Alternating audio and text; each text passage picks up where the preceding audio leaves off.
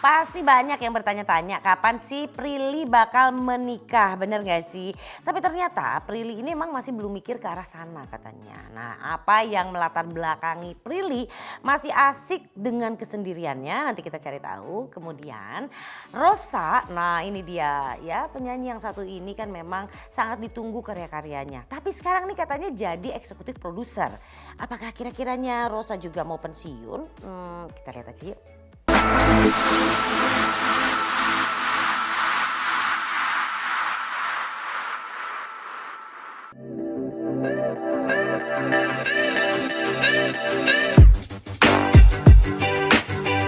Cita-cita kan harus di-upgrade terus nih. Kalau misalnya udah tercapai satu, apalagi yang bisa dicapai, apalagi yang bisa kita kerjakan.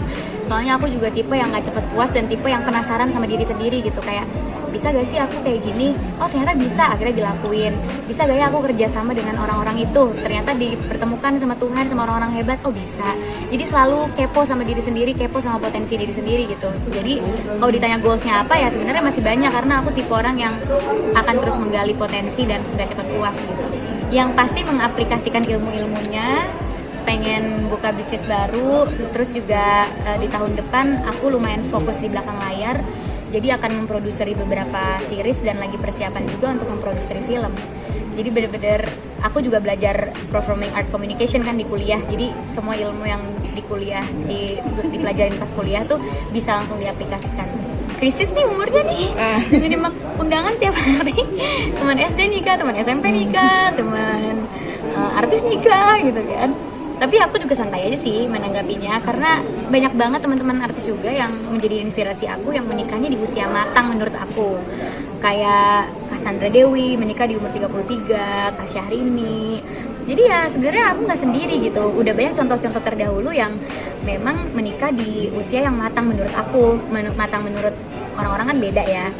Mungkin sekarang banyak yang nikah muda karena memang mereka udah lebih siap gitu. Tapi kalau aku emang belum siap sampai ke situ gitu. Paling ditanya, ya paling yang paling sering kedengeran, jangan sekolah mulu atau jangan kerja mulu nanti jodohnya susah. Tapi aku percaya ya jodoh tuh udah di tangan Tuhan. Nanti pasti ada aja cara ketemunya, cara jodohnya gitu.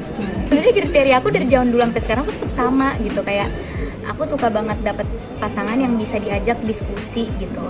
Diskusi segala hal, diskusi tentang sekolah, diskusi tentang bisnis, diskusi tentang hidup, diskusi tentang hal-hal receh sekalipun. Jadi itu aja sih kriteria aku, bisa menjadi teman diskusi yang baik, bisa menjadi pasangan yang baik. Karena menurut aku pasangan yang baik itu pasangan yang membiarkan pasangannya bertumbuh. Jadi aku juga mencari pastinya pasangan yang membiarkan aku bertumbuh, tidak insecure dengan pencapaian aku, tidak insecure dengan perempuan yang mandiri. Itu aja sih sebenarnya. Jadi sebenarnya kriterianya nggak susah-susah amat. Dekat sama Irzan ya dekat aja. Memang kita dekat gitu. Aku juga dekat sama kakaknya dan Irzan tuh satu circle sama pertemanan aku juga gitu. Kan aku walaupun umurnya udah segini ya, tapi circle pertemanan saya dari berbagai macam umur ya. Yang belasan ada, umur 20-an ada, yang 30-an ada. Nah, Irzan tuh termasuk dari circle tersebut gitu. Makanya kita sering ketemu, kita deket, sering main ke rumah juga gitu. Selayaknya orang yang memang dekat dengan aku dan suka aku ajak ngobrol juga, kayak bener-bener mensupport masalah. Waktu kita dekat itu aku belum sidang skripsi kalau nggak salah, jadi dia juga nge-support aku pas ngerjain skripsi. Terus juga pas sidang juga dia nge-support. Sekarang juga ya udah lulus tetap support aja.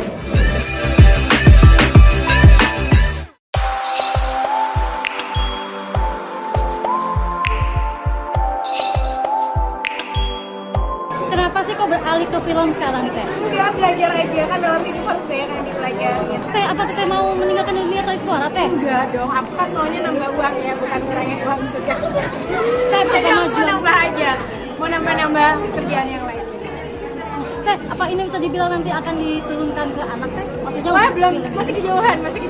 Kendala nggak sih Teh? Biasanya kan nyanyi. Wah sekarang. banyak kendalanya mbak. Apa aja dong Teh? Tapi kalau misalnya kayak gini, ceritanya mendingan yang cantik-cantik aja. Kendala itu pasti banyak, semua usaha itu pasti ada kendalanya. Tapi yang paling penting itu teamwork yang baik. Terus banyak yang banyak juga yang support gitu, teman-teman semuanya support. Ya ini semuanya di sini yang gila support banget. Ini dibayarnya cuma dengan sarannya. Tapi kenapa sih kepikiran untuk menjadi seorang produser eksekutif? Eksekutif produser ya. Itu tadi aku belajar, aku pengen apa ya, pengen explore aja kemampuan aku. Terus teman-teman aku kan juga banyak ya, kayak aku nanya-nanya sama Rizky, sama temannya Rizky lainnya juga gitu. Jadi kayak gimana sih bikin video gini aku dikasih tahu juga gitu, iya dikasih tahu juga kayak gitu ya, sharing soalnya kayak terlepas dari misalnya aku lebih tua atau aku lebih senior di bidang nyanyi, tapi kan di film aku masih nol banget, jadi ya ini tahap kita semua belajar. Ketagihan nggak sih Teh buat bikin? Ketagihan sih.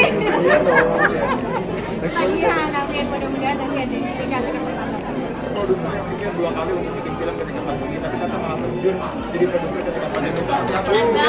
Ada perasaan takut rugi kah? Takut saya pasti kalau rugi, tapi yang jelas apa ya, kalau usaha itu kan jangan apa ya, dipikir ruginya dulu, tapi mungkin ada rugi materi, tapi juga pasti banyak banget yang hal-hal yang lainnya, misalnya aku jadi belajar di film, misalnya pun aku waktu itu mikir misalnya pun kayak rugi, tapi kita belajar, mudah-mudahan di lain kesempatan itu bisa untung kayak gitu aja. Tapi yang paling penting adalah bisa berkontribusi untuk industri perfilman dan juga musik di Indonesia.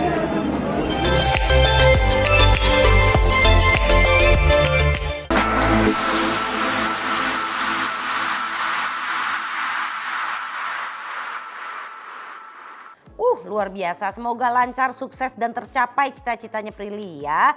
Iyalah masih muda, nikmatin dulu hidup ya. Sebelum nantinya beranjak ke levelan hidup yang lebih mungkin dari sekarang. Nah kalau kita bicara tentang Rosa, aduh terima kasih Tuhan ya. Karena Rosa ternyata masih akan menyanyi. Cuma aja lagi bosen ternyata kakak yang satu ini. Oke, itu dia cerita-ceritanya selebriti Indonesia di E-Celebrity kali ini. Jangan lupa nonton terus E-Celebrity cuma di El Sinta TV setiap hari Sabtu dan Minggu jam 13.30. Saya Sagita Nur pamit, sampai jumpa lagi. Bye-bye.